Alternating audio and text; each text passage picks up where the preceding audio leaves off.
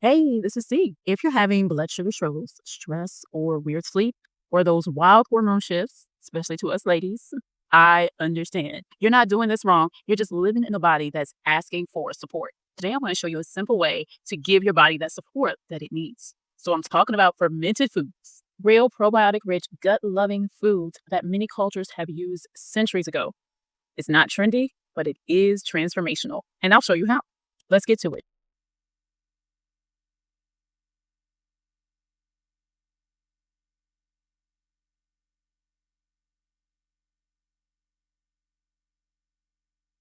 So, what is fermenting and why does it matter?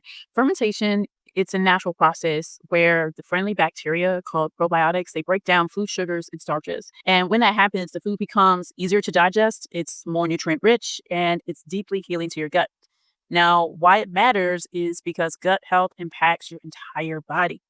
It's been stated in various medical resources that about 70, anywhere from 70 to 85% of your immune system lives in your gut. Your gut also tolls directly to your brain, hormones, and metabolism. And another thing is a healthy gut equals more stable blood sugar, better sleep, and better mood. Oh man, I like that.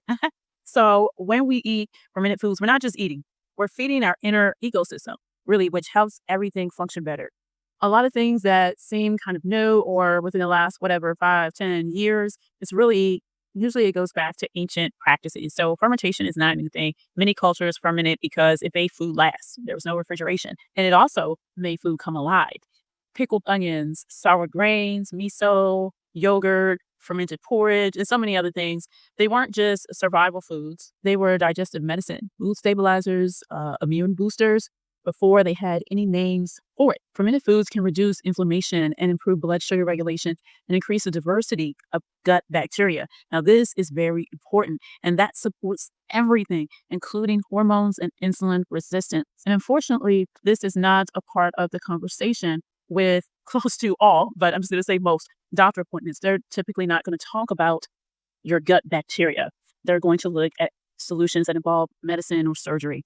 I've got a sidebar for you. Here's one thing to grow on. As I say, do some self study on food allergies and diverse gut bacteria. If you do, you will have a deeper and better understanding of food allergies. A lot to do with that diverse gut bacteria. So I'm going to move on because I don't want to make this about food allergies, but this is about fermentation. The one thing about fermentation is you don't need a fancy kitchen or hours of free time to get started.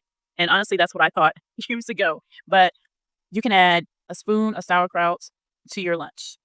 You can snack on fermented seeds with your afternoon tea. You could stir a little pickled onion into a salad or a wrap. You could also sip some probiotic-rich herbal tea while winding down for the night. So small additions like this don't take more time; they just take intention.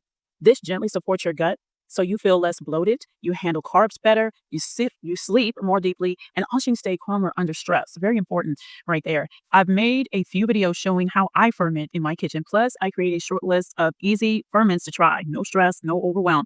And to ferment, you can start small. All you need is a jar, some clean water, a salt, a few herbs or seeds. Again, just check out my beginner fermentation videos. Fermentation is just really a simple act of love for your gut and your mood and your metabolism.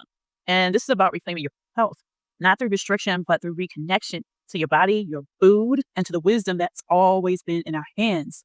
You don't have to be perfect to heal. You just have to stay curious and keep taking one nourishing step at a time. So check the description for more information on fermenting.